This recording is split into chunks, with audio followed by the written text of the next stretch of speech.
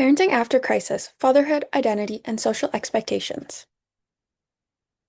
For this presentation, I'm building on my Stage 1 assignment where I focus on parental identity and parent-teen relationships in adolescence, specifically looking at Eddie, who is Jamie's father. Building on my Stage 1 focus, I kept the same guiding question but refined how I approach it based on feedback, particularly to strengthen the role of social and relationship context. My guiding research question is, how do family crises and child violence actions reshape how parents understand themselves and their role as parents? And more specifically, how this is shaped by broader social expectations, relationship dynamics, and institutional pressures, rather than just individual reactions. This means that instead of focusing on Eddie's individual behavior, I'm analyzing how his response is shaped by those broader social relationship forces. To begin answering this, it's important to recognize that parenting roles are not natural or fixed, but are socially constructed. As discussed in lecture, Ben 2026 explains that parenting roles are shaped through gendered norms that assign different expectations to mothers and fathers, where fathers are often positioned as providers rather than emotional caregivers. Similarly, Carba et al. 2018 shows that fathers are often treated as secondary caregivers, reinforcing limited expectations around emotional expression. Tolbert and Rodriguez et al. 2021 further demonstrates that fatherhood is shaped across multiple levels, including family relationships, social systems, and broader cultural expectations of masculinity.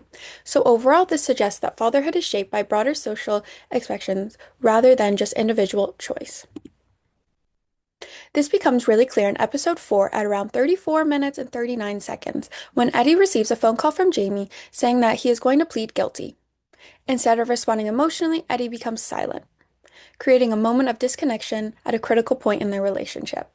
According to Boss 2007, this can be understood through the concept of ambiguous loss, which happens when someone is physically present but psychologically changed, creating confusion and preventing closure.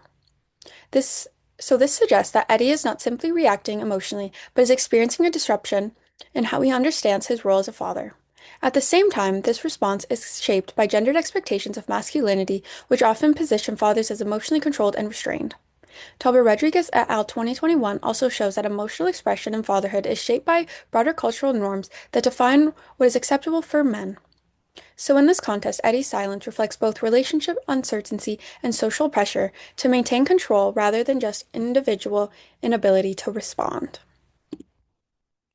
This disruption becomes more visible later in episode 4 at around 42 minutes and 42 seconds, when Eddie is sitting down in Jamie's room reflecting on his own upbringing and questioning whether he passed down his temper.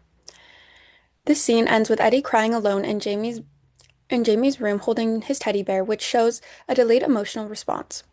Rimmons McCarthy 2012 explains that identity within families is relational, meaning individuals understand themselves through their relationships with others.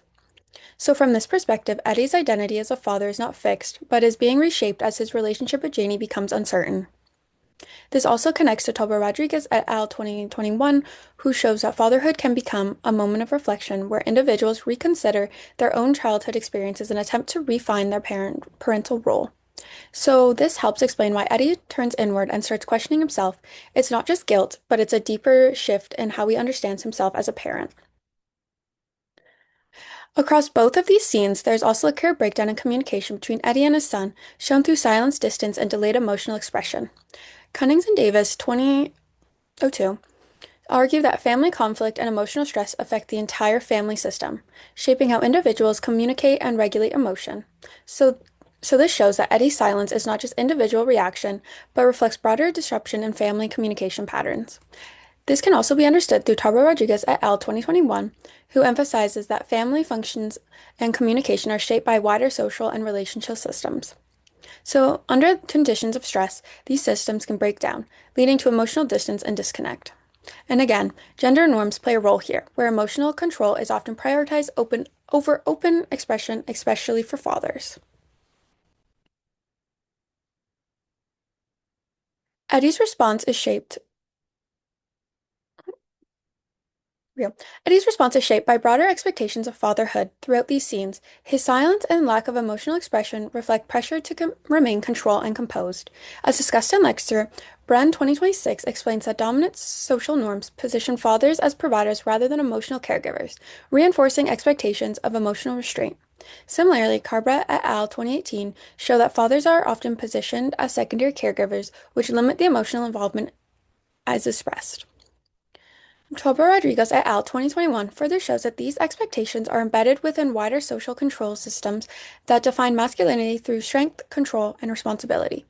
So, what this shows is that Eddie's emotional distance is not a lack of care, but reflects the tension between relational disruption and expectations to maintain control.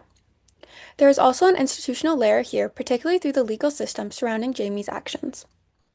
The legal process reframes Eddie's role, positioning him as both responsible for his child's actions while also limiting his ability to intervene. So, this can increase parental self scrutiny and pressure while also creating distance, which further shapes how he understands himself as a father. Overall, Eddie's experience shows that parental identity during crisis cannot be understood as simply an individual issue. Instead, it reflects the interaction of relation distribution, family dynamics, gendered expectations, and institutional pressures. As lecturer and Carba et al. 2018 show fatherhood is shaped by social norms, while Taba Rodriguez et al. 2021 show that these expectations operate across multiple levels of context.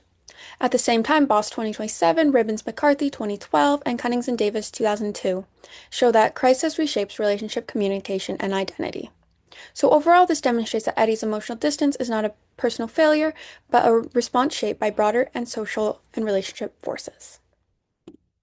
These are my sources, and thank you for listening.